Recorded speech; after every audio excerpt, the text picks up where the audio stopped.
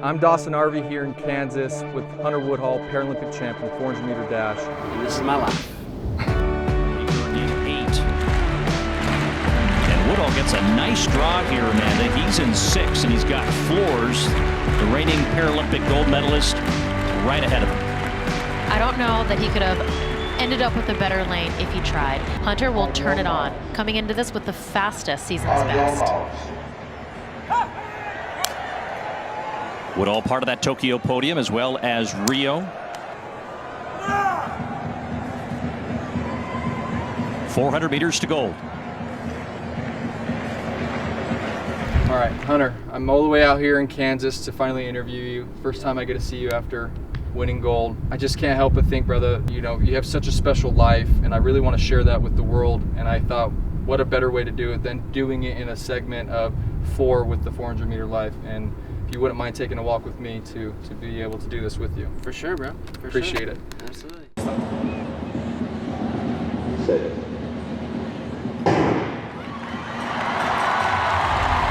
And the race for the medals in the 400 meters is underway. Woodhall of the United States in 6. So let's start with the beginning, right? Yep. You were born to 2 loving parents, Steve and Barb Woodhall, Yeah. 2 older brothers, Brendan and Spencer.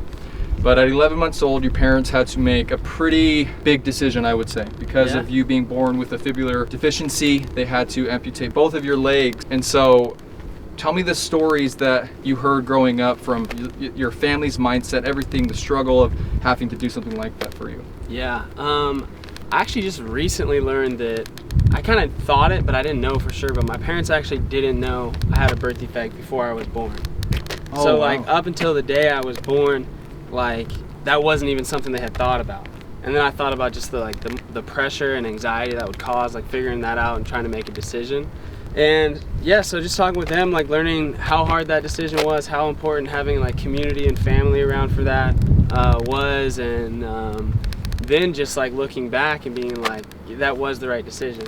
But it's so hard, you know, in that moment, like, making a decision that's going to change somebody's life completely. Oh, absolutely. And then kind of piggybacking off of that, you guys were homeschooled at a young age, and you didn't even attend a public school until junior high. Yeah. And so because of everything that you kind of were going through at a young age, getting homeschooled, which isn't a usual thing, how hard was it to make friends and kind of have that kind of lifestyle growing up in that part of your life? Yeah, it was difficult. I would say, like, the good thing is that I was in sports. Growing up, I would always play different sports, follow my brother's lead, and that's where I made most of my friends. And I gained so many connections through sport. And I think that's a lot of the reason that I fell in love with the sport, is because that's where my friends were, that's where the people that I knew were. But when I got to school, yeah, it was very hard.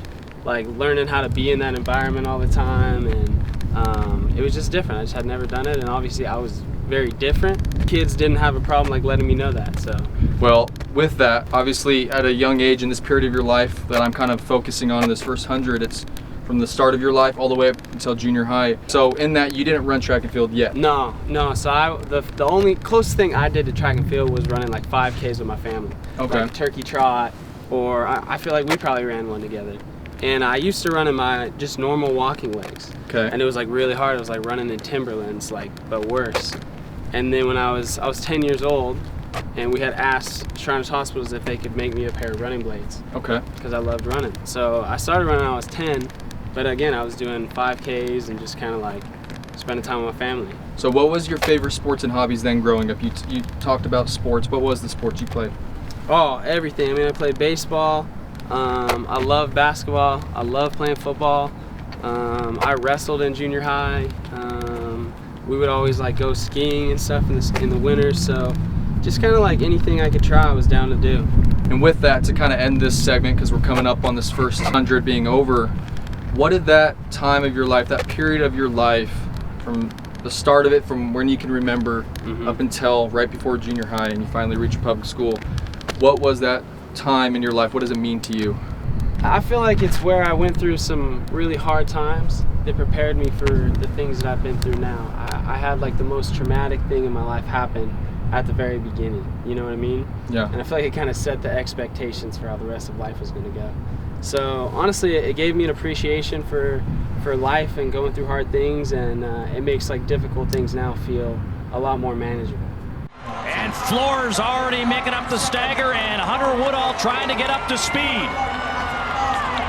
So with this part of your life, the second 100, I wanted to focus on Backstretch. junior high till senior year. And my first question is with track and field. This is the period in your life when you started to fall in love and really meet track and field per se. Yeah. So tell me what junior high, going to Syracuse Junior High meant to you in finding track and field.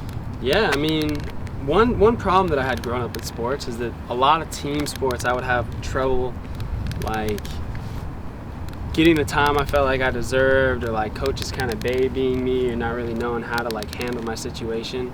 And I didn't have control over it. So when I found track in the junior high team, a few of my buddies were on the track team, and I was like, shoot, I like running. I joined the track team, and I had full control, you know what I mean? Yeah. Me versus the clock, like nobody could tell me where to be, or like couldn't sit me on the bench. So it was like, I just had a control over the sport, and I could see an improvement, right? Like a very like absolutely tangible improvement. It's all based on time. So I like that as well. So yeah, I think the control of it was dope for me. And then with that, anybody that's ever ran track, okay, I ran track for a little bit with you, okay? Anybody that has ran track knows how tough the 400 is. Why the 400, dude? That's one of the hardest races, right? 800 runners might say, you know, it's us, but why the 400? Man, I think, first of all, a piece of advice, if you're a track athlete or anybody, you should try as many events as you can and see what you're good at. And that was kind of the case with me. I mean, I ran all the way up to 1,600 meters, down to, I mean, even 5Ks, down to the 100 meter, and the 400 just kind of ended up where I was. And it was honestly one of my worst events when I was like really young, just starting. I don't know, I just felt like I was tough enough to do it, you know what I mean? Yeah, respect to you. Now let's transition into high school. High school, 15, 16 years old, you make your first Paralympic USA team. What would you tell that 15, 16-year-old Hunter? What advice would you tell him right now? Honestly, I was in a pretty good spot. That's where I was like just starting to see improvements on the track from like decisions I was making off the track. Yeah. I would just say like keep it rolling. Like everything you're doing now, keep doing it. Yeah, like double down. So that was the biggest thing. I was just hungry at that time. I just wanted like the respect of being, you know, a fast athlete. And then to end this period of your life, again, from 7th grade, junior high till senior year, you end it on a high, I would say. Okay. You probably already know this, but I'm gonna give you a little stat fact about Hunter Woodhall, his senior year. Yeah, I don't know this. You meet the love of your life. Truth. Okay, you're the first double amputee to receive a D1 scholarship. True. You set multiple state records in Utah. Yep. Okay. Including one together. Yes, sir. And then from there, okay, you also compete in your first Paralympic Games in Brazil. So looking back at that time, what was finishing off that period of your life, from junior high till senior year, in such a fashion? What was that to you? It was awesome, bro. It was like, I was putting in the work and the time. And it's like, sometimes when you do that, you just want to see some wins. Yeah. And it was like, I was fighting really hard for a lot of things. I was having to fight for a D1 scholarship. I was having to fight for a school to recruit me there. You know what I mean? I was having to fight to compete in an able-bodied level in high school. And it was like, these were all things I was working for, I was hungry for.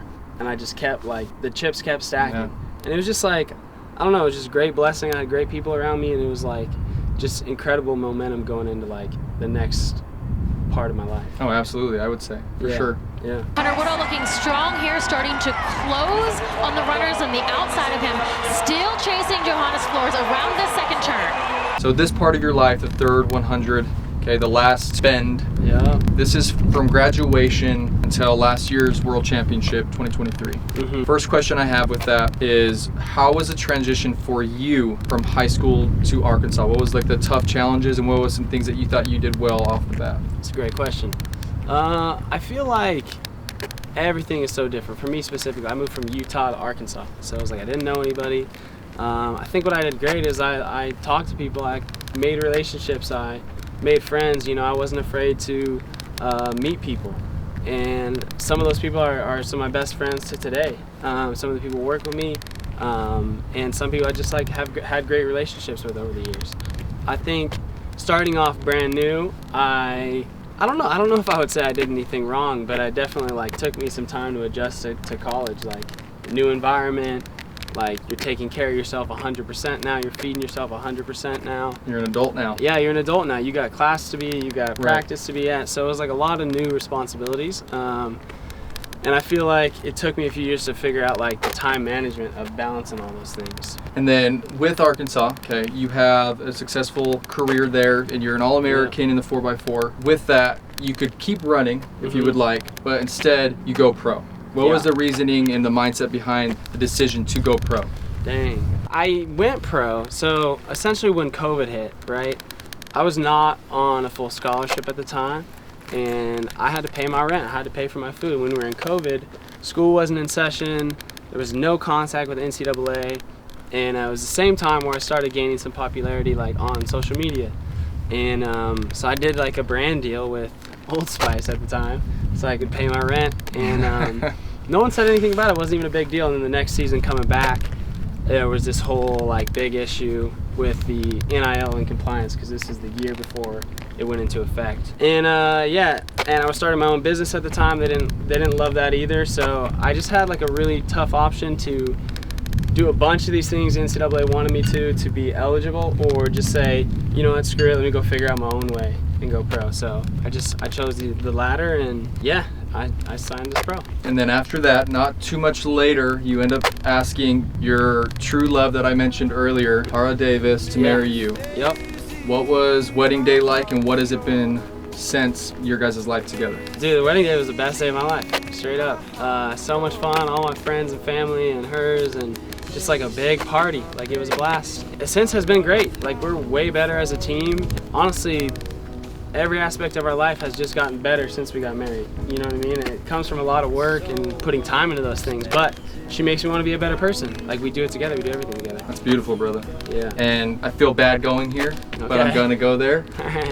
I told you where do we end off, and we end off in 2023 World Championships. Yep. In the heartbreak there. Yep. Okay. I don't have to say too much. I can tell there's already emotion coming from there. Why don't you just say the first word, that situation, that incident, that day, what does that mean to you, Hunter, now looking back on it with this kind of hindsight, winning gold? Preparation. Like, I was ill prepared for that meet. And that's as far as the legs? Yeah, I didn't have my things in order. I was like, I just wasn't prepared. You know what I mean? Like, I didn't have the things that I needed set up to make that not a chance of happening. And I didn't do that, and I learned from that. Like, right after my leg broke and I was not able to run that race, I had to sit on the side. Like, I thought about all the things I had done that year, and I saw the gaps and the lacks of preparation and the lack of just like those kind of really things that you hate doing that are really annoying, but if you don't do them, they lead to lingering problems like this. Yeah, I just scaled up the discipline this year and just was like, in every aspect. Like, the first priority was my legs. Like, I need prosthetics that are not going to break when the day comes. And so yeah, it was a lack of preparation, and I learned so much from it, and I'm grateful for it, for sure. Hunter Woodhall coming off the final turn, almost stride for floors. The Tokyo podium now here, all in view. Now we're into the final stretch, the hardest part of this race, but the most rewarding if you obviously can push through it. Well, I want to focus on the last year you just had. I know it's not quite over, you're still going to accomplish more, but 2024, what was your goals this year going into it? After the heartbreak like we just talked about, what was your goals going into the Olympic year? Just wanted to win. That was the only goal. Like, our goal was that's a good goal. To win. Like, and we said it early, like, the rest of our season is only to prepare us for that one race. Like, everything else is secondary. So everything we did was with the intent, and I shouldn't say to win, right? Our goal was to be the best version of ourselves on the day, to be really, really hard to beat, and that was like the goal. And we knew that we had the potential, if we showed up like that on that day, that we were going to be really hard to beat. Yeah, this year that was the goal. And then before we get to your day, September 6th, let's go back a month almost, August 8th, I do believe, when Tara wins gold in long jump. What was that moment like for you as the husband watching it, knowing it's your turn next? Did it give you a boost? I'll be completely honest, I didn't think about myself for a second. I was so excited about what that was, how monumental that was. I mean, she had just won the Olympic Games, you know, so I hadn't even considered how it would affect me. I just was really psyched for her. It was a great celebration, and then after, you know, a few days after, when honestly the day we left Paris, and I knew that then it was like, all right, there's our closure, like it's time to dial back in. And then we just talked about the like incredible blessing it was to be there with her so I could see how the games work, how the stadium I didn't looks, even think about that. like how Paris feels, you know what I mean? Absolutely. How long it's going to take my body to adapt. So I had already done the Paralympic Games other than racing. I had done everything else exactly how I would do it 3 weeks later. So it was like such an advantage for me, in my opinion, and such a blessing. I didn't even think about that. That is huge. Yeah. And now let's go to you. Okay. September 6th, lane 6. Flores is leading most of the way in lane 7. You catch him and you end up winning the race. Right when you cross that line and you win gold. Hunter Woodhall joins his wife as a gold medalist in Paris. What does that moment mean to all the hunters we just talked about?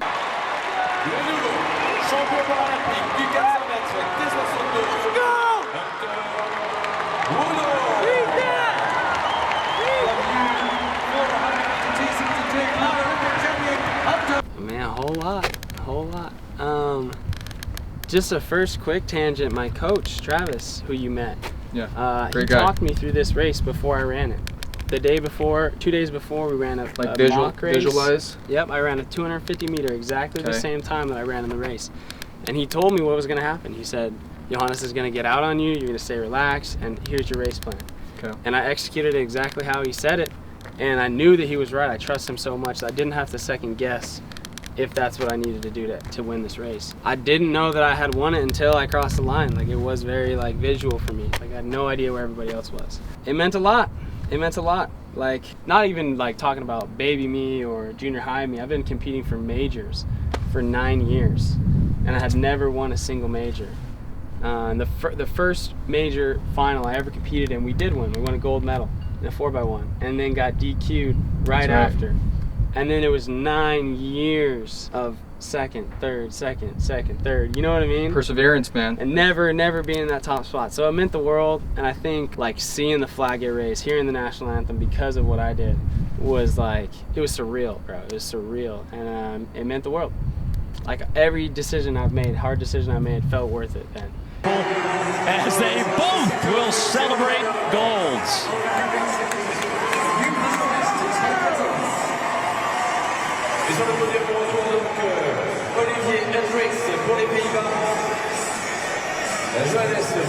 And hearing that national anthem, you just spoke on it. Everybody's seen it, and I'm sure anybody that's watching it right now, if you haven't, go watch it. The moment when you step to the podium, like you said, you finally have done it.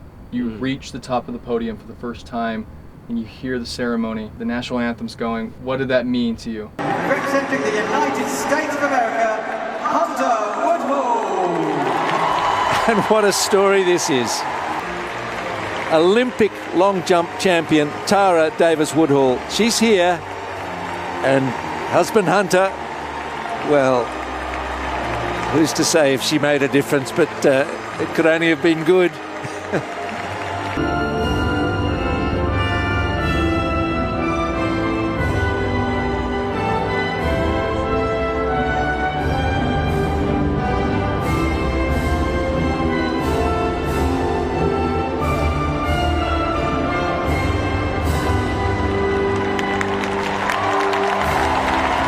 Oh, dude, I've been dreaming about it, bro. Like dreaming about it.